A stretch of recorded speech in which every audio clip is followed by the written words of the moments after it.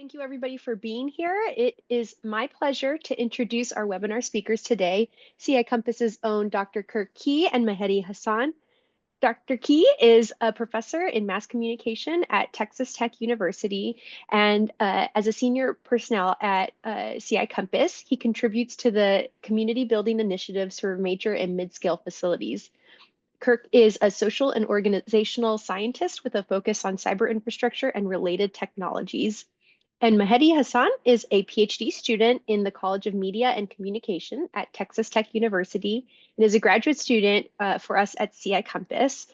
His research examines how communities of practice promote the diffusion of innovations like cyber infrastructure within major and mid-scale facilities, particularly during times of crisis. So please, everybody, help me welcome Dr. Key and Mahedi Hasan. On you two. Thank you, Nikki. Thank you for the kind introduction. Mahedi and I are very thankful for the opportunity to present this webinar today.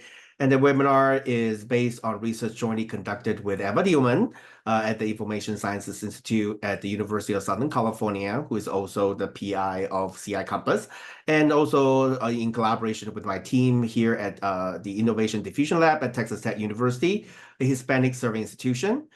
This joint project is an eager project funded by the National Science Foundation, and it is also a sister project of CI Compass, which is hosting the webinar today. The title of our presentation today is Beyond Crisis, 10 Strategies for Cultivating Organizational Resilience and in Major/Mid-Scale Facilities and Related Organizations. So what is our purpose today? Our purpose today is to aim at presenting 10 adaptation strategies representing how major and mid-scale facilities pivoted in response to the pandemic. The 10 strategies that emerged from our study was from a series of interviews with major and mid-scale facilities over a span of about 2 years and 9 months. These strategies were implemented by these organizations to cultivate and foster organizational resilience. So what do we mean by organizational resilience, you may ask? According to Patrice Basnel, a prominent researcher in organizational communication at the University of South Florida, resilience refers to the ability to resist impacts from a crisis and disaster, and also the ability to bounce back. So we conducted about 56 interviews with 41 MF and mid-scale professionals over 3 phases. During phase 1, we talked to 13 participants, and they told us the initial impacts of the pandemic on their work and the challenges that they faced and the strategies that they implemented to adapt to the changing circumstances. During phase 2, we conducted an additional 17 interviews. We added new questions to focus on the post-pandemic landscape, asking participants to assess how their organization's strategies evolved and which adaptations became permanent. And during phase 3, we conducted what is called member checking interviews, during which we asked participants to verify and confirm if the 10 strategies that we developed from interviews in phases 1 and 2 reflected their experiences during the pandemic. During phase 3, we also asked the participants to rate on a Likert scale from 1 through 5 to indicate how much they agreed that the strategies were effective for adaptations during the pandemic for them. So with that, I'm going to pass it over to Mahedi, and he will tell you more about our recruitment methods and participant demographics. Thank you, Kerk, and welcome everyone for this webinar. Regarding recruitment, Eva put together the initial list of friendlies from the MFs and mid-scale facilities with whom she has kind of good relationship. Then at the end of each interview, we asked our participants to recommend to some of the names who are demographically and professionally different from themselves, including those working at other facilities. This technique is called maximum variations technique or maximum variations method. We used this method to reach out diversifications of participants in major facilities and mid-scale facilities. So here are the demographic of our participants given our recruitment approach. We interviewed total actually 56 interviews. Some of them interviewed twice for member check interviews. So in terms of the numbers, we interviewed 41 participants. Among them, 30 are male, 10 female, and 1 person is non-binary. They came from 18 states, which represents their geographic locations at the time of their interviews. As you can see, the states has higher representations, included Massachusetts, and we talked 7 participants from there. 6 are from Oregon, 5 are from Washington State, and 4 were from California, 3 from Florida. Okay, let's go to the interesting part actually. Typically, webinars are based on presentations and the audiences are just listening. But today, we would like to hear your opinions, share your thoughts. So we are trying to make it more interactive to engage with the participants also. We'd like to do 10 polls based on 10 strategies identified from our research. Now I will pass it over to Kerk for handling over the polling system. Thank you, Mahedi. Okay, so as Mahedi said, we're gonna do a interactive poll segment with the audience to make it more engaging and interactive. So this is a little bit of background. So based on ratings from the participants in phase 3 of interviews, we were able to rank the 10 strategies that were developed from interviews during phases 1 and 2. So in order to prepare for the polls, we put the top 3 strategies into group 1. Participants during our phase 3, it was back in summer 2023, they rated these strategies, the first 3 strategies, as the highest in terms of perceived effectiveness in response to the pandemic. And we looked at the results, and we believe that these 3 strategies were rated as the top 3 because they addressed an urgent situation of employees working from home while juggling childcare, homeschooling, and caring for elderly relatives. Moreover, these strategies also helped organizations learn from other organizations facing some of the situations that required immediate actions. Then we put the next 4 strategies into group 2. Participants from summer 23 rated them as moderate in effectiveness for pandemic adaptations. And we believe that that's because these strategies are more philosophical in nature and less action-oriented like those in group 1. These strategies are also related to the use of technologies for virtual teams and something that many organizations may already have had in place prior to the pandemic. Lastly, we have group 3 with the last 3 strategies. Participants from our research rated them the lowest for effectiveness, but we think that it doesn't mean that these strategies were not helpful, just that they may not be necessary under some circumstances. So they received mixed reactions based on participants' comments and elaborations. So given these 3 groupings, we would like to do something interactive with the audience. So we are going to randomly introduce the 10 strategies in no particular order, one at a time. And when a strategy is shown on the screen in the poll, we would like to ask you to pick from the 3 groupings where you would put the strategy in. And then we'll compare the results from today's webinar from the audience that we have today with the results from summer of 2023. So I'm going to navigate to the poll here, and I'm going to launch the first one. So the first one is launched. And so give me a second here. I'm navigating my screen. So it looks like this. So the question is at the top. In which group would you put this strategy? And the strategy is scheduling virtual meetings to foster team cohesion, even when interruptions occur at home. While you are making your choices, filling up the poll, again, just a little bit of background. Group 1 is for the top 3 strategies, and they address an urgent matter of working from home and needing to learn from other organizations on shared challenges.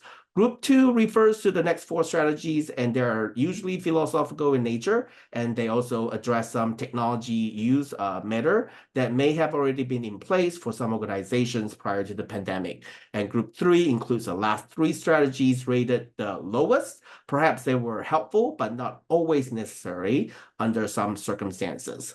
So I'm going to give the group maybe another 5 seconds to make the choice. So if you a few are coming in. Okay, so we're about to close the poll now. I'm going to close the poll and take a look at the results. Okay, so navigating the screen here. Okay, ending the poll and sharing the result. Okay, so it's interesting. So about 60% of you believe that this first strategy is in group 1, and then about 40% of you rated this in group 2. Okay, there's a chat comment here. Hard to rank them, it presented one at a time. Yeah, that's a good point. Thank you. And that's a great suggestion. So what we're gonna do is our rationale behind doing this is that we can look at each one and then compare with the interview results, and also see if there have been any changes a year later, and also if this group that we have today for the webinar may have different perspectives on the question. And there's technically no right or wrong in terms of how we would rate these strategies today, but it may provide an interesting contrast with the results that we previously gathered. So so given this result, I can then review. Now you can see that it's actually on the next slide here. So from our research, the first strategy of scheduling virtual team to foster team cohesion even when interruption occurs at home actually turned out to be in group 2. I'm going to stop sharing the result right now and go into a little bit of detail so that we can reflect on why that may be the case. So as explained earlier, we asked participants in our phase 3 interviews to rate how much they agree with these 10 strategies, and this is the first one. And also to explain a little bit, during that phase 3 interviews, we asked people to use a Likert scale to rate the strategy one at a time. And then the strategy of scheduling virtual meetings, the first one, received an average score of 3.94 out of 5. And this score places the strategy at number 7 among the 10 strategies we have, and that's why it is in group 2 for the purpose of our webinar today. So again, interesting, but as we work on more of these strategies, maybe it will be easier to do some comparison. So thank you for that feedback. So this particular strategy actually has 2 components. The first part is that it is about scheduling regular virtual meetings and sticking to that schedule as much as possible. And this approach is a way to create a sense of normalcy and routine in a very uncertain and chaotic time. Also, the second component is that during our interviews, participants talked about making meetings virtual was actually a game changer for some of them, as the virtual tools help many of them do just as much or even more collaborative work than ever before. And some participants even suggested that moving to remote work actually increased productivity, showing how some organizations were not simply surviving the pandemic. In fact, they were thriving. However, some participants also reminded us during the interview that this strategy should be implemented with some flexibility, and explained that you can't hold people too tightly to a strict schedule. What if the mom was in the hospital? So that's a very important point. So to wrap up this first strategy that we just went over, we would like to note that this strategy represents a resilience process that we call developing a new normal. Scheduling virtual meetings and populating everyone's Outlook calendar with back-to-back meetings became a new normal during the pandemic. So this is the first strategy, and now I'm going to pass it over to Mahedi, and he's going to do the next poll. Okay, thank you, Kerk. I think the first strategy or first poll was interesting. So I'm going to mention about the process once again for how to do the polling, and then we'll be doing the polling for next 8 more times. So this strategy is implement a master scheduler or project management platform to track tasks and assignments. So you already see that the poll is in prompt up in our Zoom system. So if you read these and going for the voting, then we can also compare with the things. Again, group 1 is for the top 3 strategies, and they address an immediate and urgent matter. Group 2 refers to the next 4 strategies, and these strategies are philosophical in nature, and others address technology use that may have been placed for some organizations prior to the pandemic. And lastly, Group 3 includes the 3 strategies at the bottom of the list. Perhaps they were helpful, but not always necessarily under certain circumstances. So far we have like 12. Maybe we'll wait a few more seconds regarding the polling. And I think we can wait 2 or 3 more seconds for this poll. We are getting much responses. Yeah, indeed. Yes. Okay, we can close the poll, right? Yes. Yes. Okay. And now here's our polling result. You can see it's already in your screen. So interesting, like around 65 of you like voted for the group 1. So once again, as we mentioned earlier, this interview or these thoughts are from like when the pandemic just maybe ended, or just a pre-pandemic or post-pandemic situation. So it might differ from today's opinions. So let's see about what is in our. Okay, based on our research, the strategy is in group 2 because it's ranked 5. So I'm going to talk a little bit about what we found. So in general, master schedulers provided a central hub for managing tasks, deadlines, and communications. It was like air traffic control for science project, keeping everything running smoothly. Participants said that having a master scheduler is very important. Some even said that if we would have no idea how to track everything without one. You cannot just pop into someone's office to check on their progress. So having a master schedule was really helpful for them. At the same time, some participants also said that the master scheduler was helpful for the smaller teams or those working on less complex projects. The master scheduler sometimes felt like overkilling. It depended on the specific needs of the teams, and also participants. Some of our participants suggest that task requirement and team size are the one of the most component of like having master scheduler or not. We'd like to note that this strategy of having a master scheduler demonstrates the resilience process of developing a new normal. The new normal is to have most, if not all, tasks, meetings, and reports systematically scheduled to guide project progress. Once again, now I am handing over to Kerk for our next poll. Thank you, Mahedi. All right, I'm going to now launch the next one.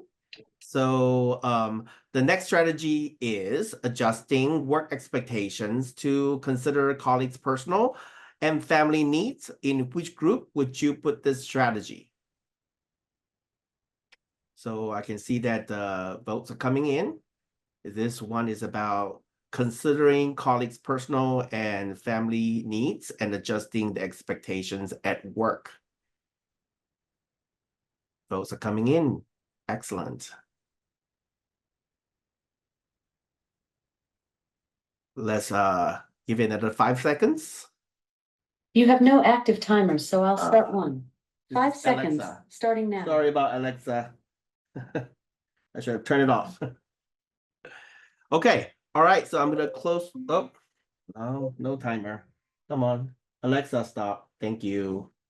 All right. I'm gonna end the poll right now and share the results. Okay. Yes, Alexa is eager to contribute. That's right. Thank you for that comment. All right. So based on our prior research, we're going to move to the next slide to review the compare and contrast a little bit.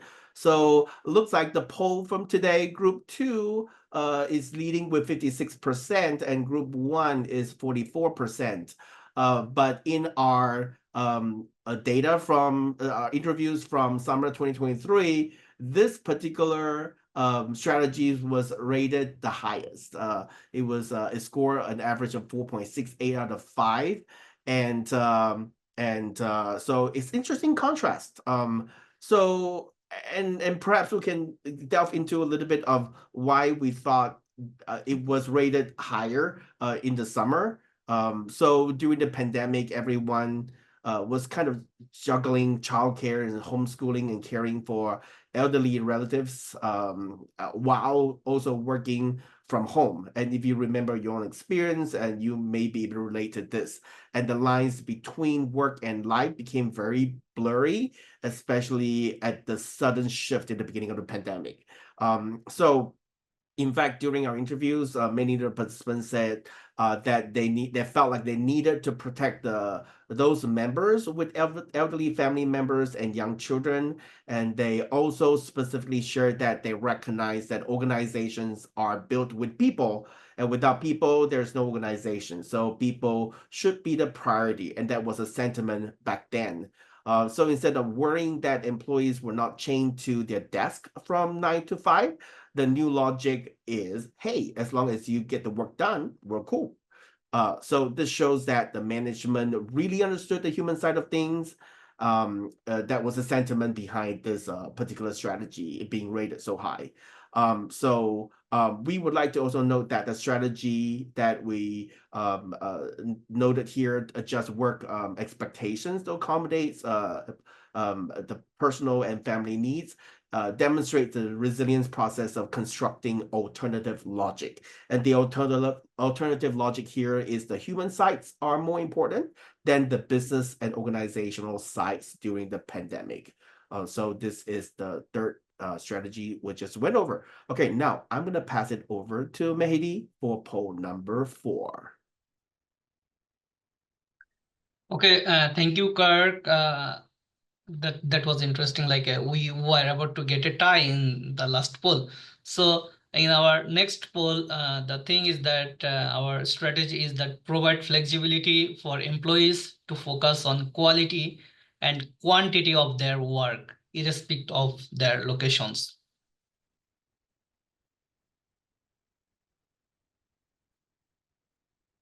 The votes are coming in. Interesting, yes.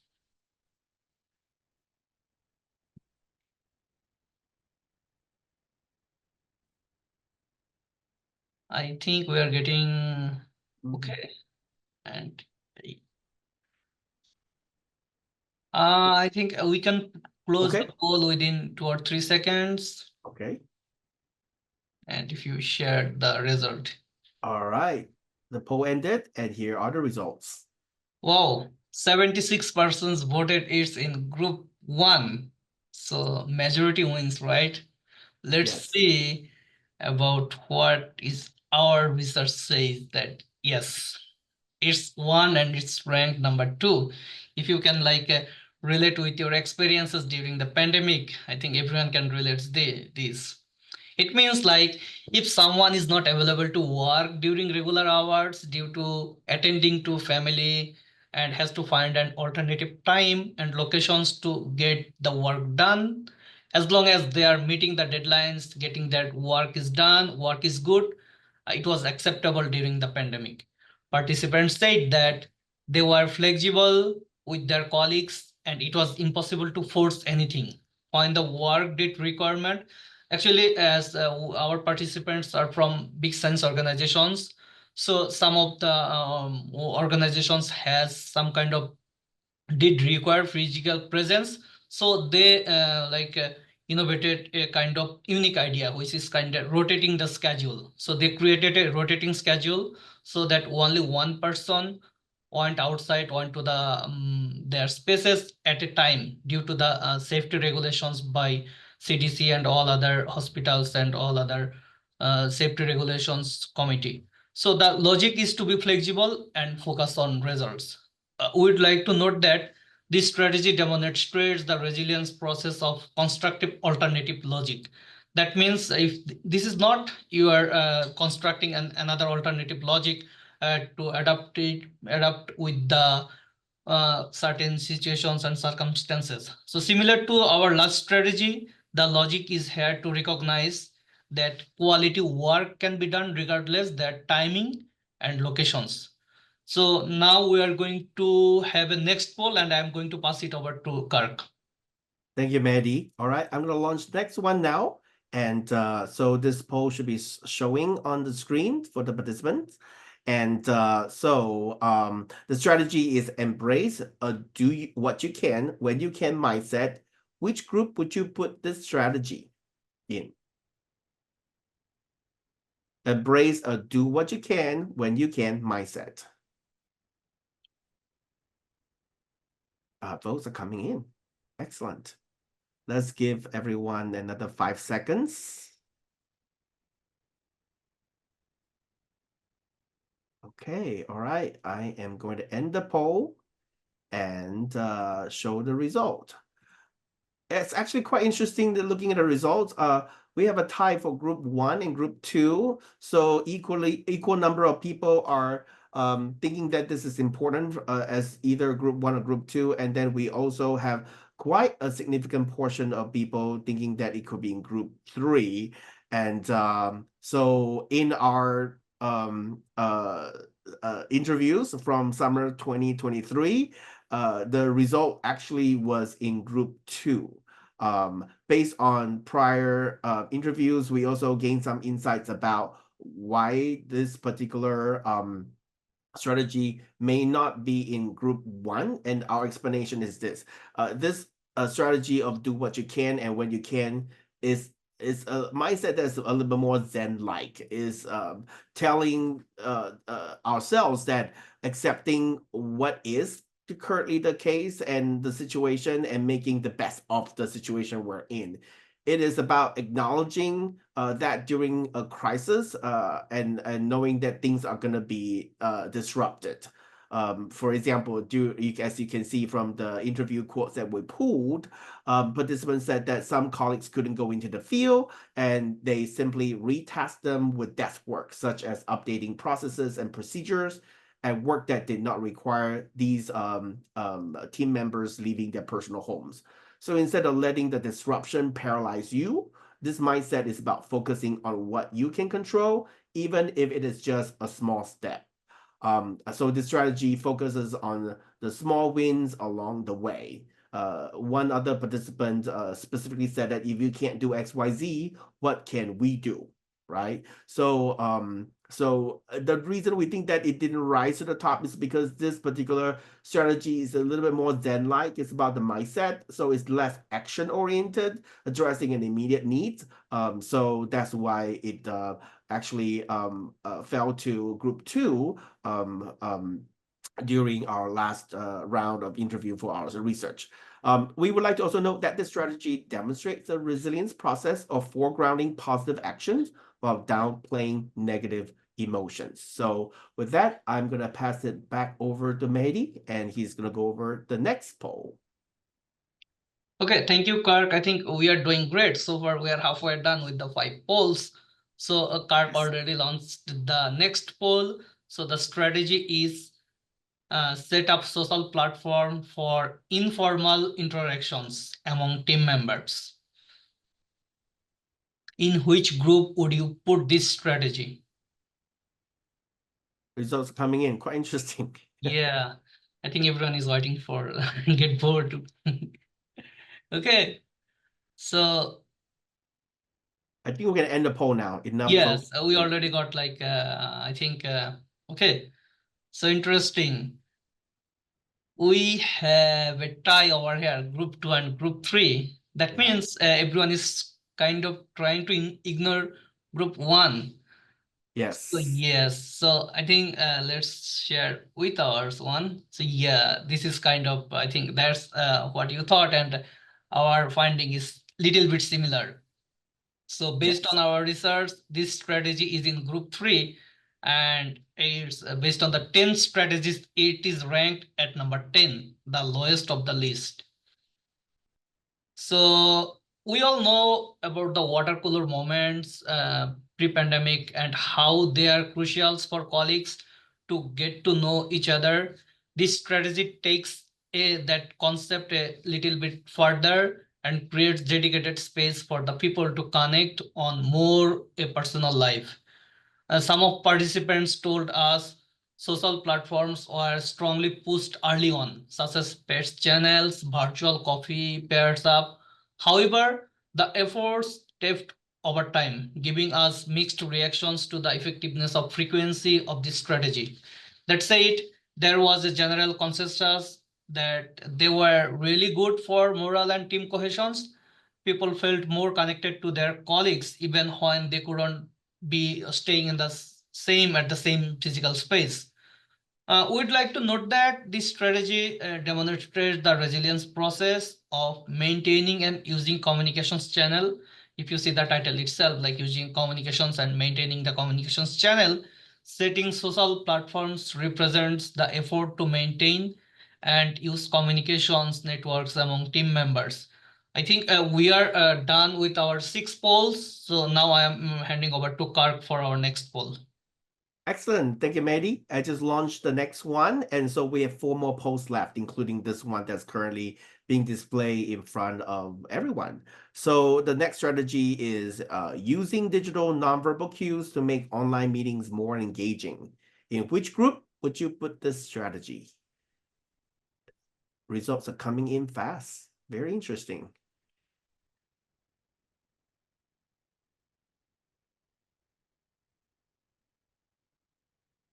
So we're going to give it another 5 seconds.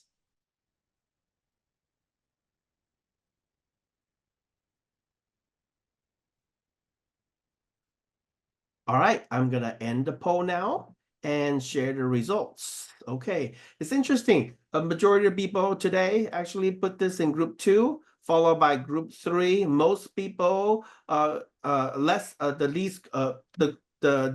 group with the lowest number of votes is in group 1.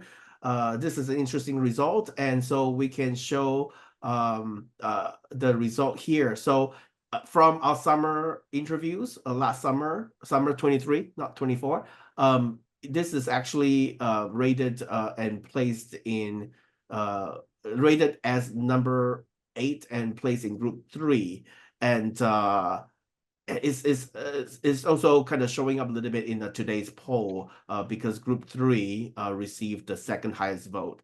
And this is an interesting strategy because it is about encouraging the use of emojis and virtual hand raising. And let me make sure that I stop sharing the result.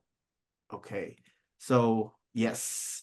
Okay, so this particular strategy is about the use of emojis, virtual hand raising, and also suggesting that people could turn on their cameras so that other people on the Zoom call could see your facial expression. It increases the subtle signals that we usually take for granted when we're in-person face-to-face meetings, because we can readily see the nonverbal cues and the facial expressions from the people we're meeting with.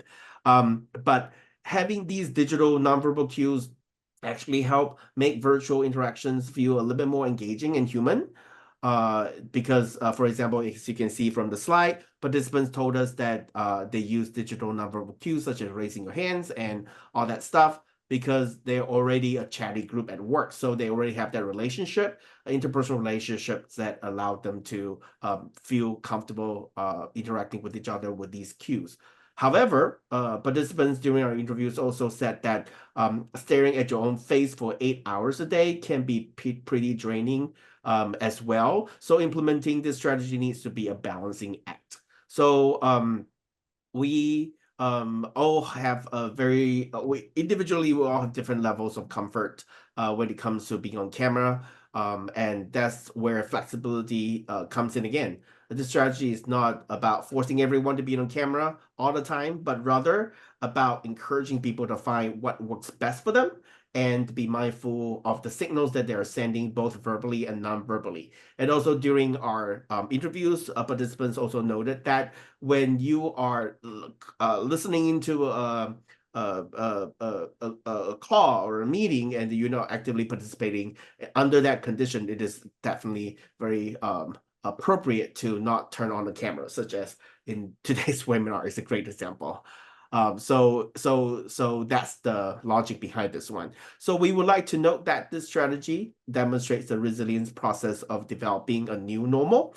And this new normal is to leverage digital tools to create a new normal of virtual meetings filled with rich cues, digital nonverbal cues, if possible.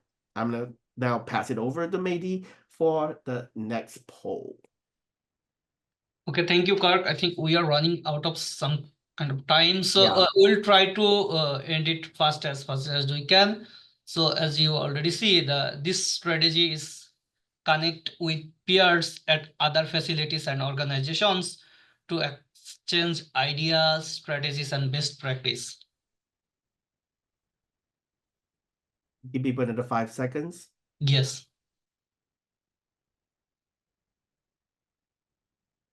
Okay, I'm going to end the poll and show the results. Here we go. Wow, that's also interesting. Like, so here, Mhm. group 2 is the like 50% would go to group 2 and 33 is in group 1. But based on our research, we found this one was one of the high effectiveness strategy that was practiced by the MF or mid-scale facilities scientists and maybe professionals. So there's the interesting thing actually. I think about like participants told us they reached out to other scientific organizations for ideas and it was helpful.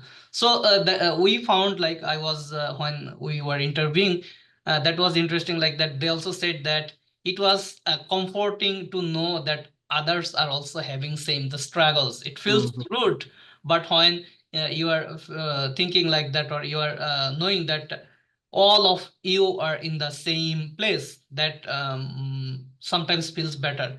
So in this strategy actually, this strategy is like a superhero team up, science community, science coming together to conquer a common enemy. So we figure out like this strategy was really helpful. People are reaching out to other persons, as many as they can, what they are doing, how they are doing, and what can do. So it feels like staying together during a crisis, during a disaster. We'd like to note that the strategy demonstrates the resilience process of maintaining and using communications channel during a pandemic. So now I am again handing over to Kirk for the next poll. Okay, thank you, Mahedi. I just launched the next one. So we have 2 more left. This is the second to last poll. And the strategy is to accept delays, to adapt to change, and to manage uncertainty and feelings of overwhelm. The votes are coming in very, very fast. Thank you. Let's give people another 5 seconds.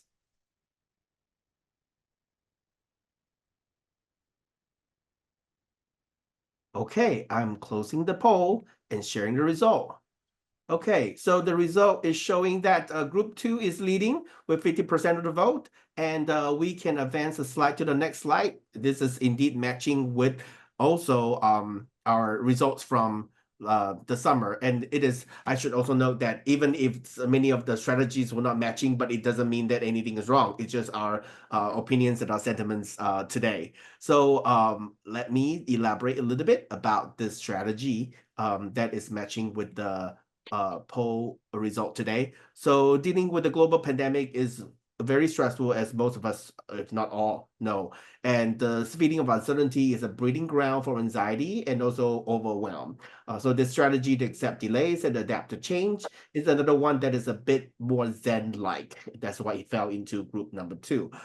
It acknowledges that things are going to be unpredictable, plans would likely change. Instead of trying to eliminate uncertainty, learn to live with it. Instead of feeling frustrated, actively embrace it as the new normal. As you can see on the quote on the slide here, some of the quotes participants said that you just have to recognize that we are in a pandemic and you just have to go with it. And some of the participants also said that this is not completely foreign to some of the participants because for some of the MFs, they involve traveling to foreign ports, and traveling to foreign ports always have some always has been uncertain. So this has always been a part of how they manage part of their work anyway. So to wrap this up, we would like to note that this strategy demonstrates the resilience process of foregrounding positive actions while downplaying negative emotions. All right, I'm going to now pass it over to Mahedi to do the last poll. Okay, this is the very last poll. We promise there is no other polls left. So The strategies established a committee or task force to collect input and explore solutions across organization level. There was another one. It was a scheduling a master schedule, but this one is established a committee or task force. So there's slight differences. So in which group would you put this strategy? Votes are coming in fast. Let's give folks another 5 seconds.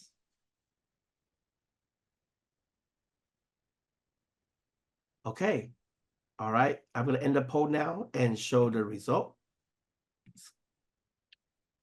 So, okay, so here group 3 win, no, group 2 wins, Group two. but okay, but as we can see, this was in kind of low effectiveness and it's on group 3.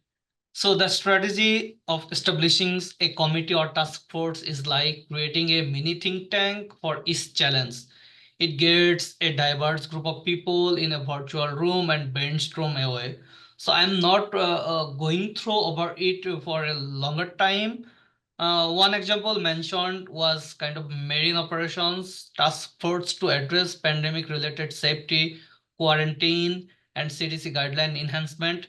This approach fosters ownership and buy-in across organizations by including various perspectives. However, overuse or poor management of committees can lead some kind of inefficiencies.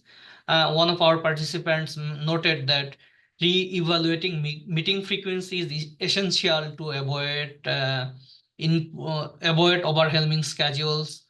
Overall, the committees work for best complex issues that need input from maybe multiple organizations levels, support this resilience process by maintaining and using communications channel. So I am handing over to Kirk to a little bit discuss about all about the strategy. So we are Okay. done with the polls. Great. Thank you, Mahedi. Thank you for wrapping up with the last poll. Thank you, everyone, for the participation. And again, like we said earlier, there's no right or wrong. These are some results that we got from 26 interviews during phase 3 of our last phase of our research in summer 2023. And then today, we're getting your input on how you would rate these strategies. And also, we should also explain that this some of the alignments and also misalignments today also signal to us that we need to do more research, more quantitative research, maybe launch a survey with a larger group to get more of a representative opinion and input from the community instead of relying on smaller samples of early phase of our research. Okay, so now to wrap this up, as you can see, we are doing a recap. Here are the 3 strategies in group 1, and we can now move to the next slide. And again, a quick recap. Here are the 4 strategies in group 2, rated as having moderate effectiveness by our previous participants. And we can move to the next slide. Here is a recap again, the last 3 strategies. As we mentioned earlier, these are the strategies that may be optional under some circumstances, and that's why we think that they were rated lower compared to other strategies. Okay, now we're going to move to the next slide. So what big picture insights can we extract from these 10 adaptation strategies?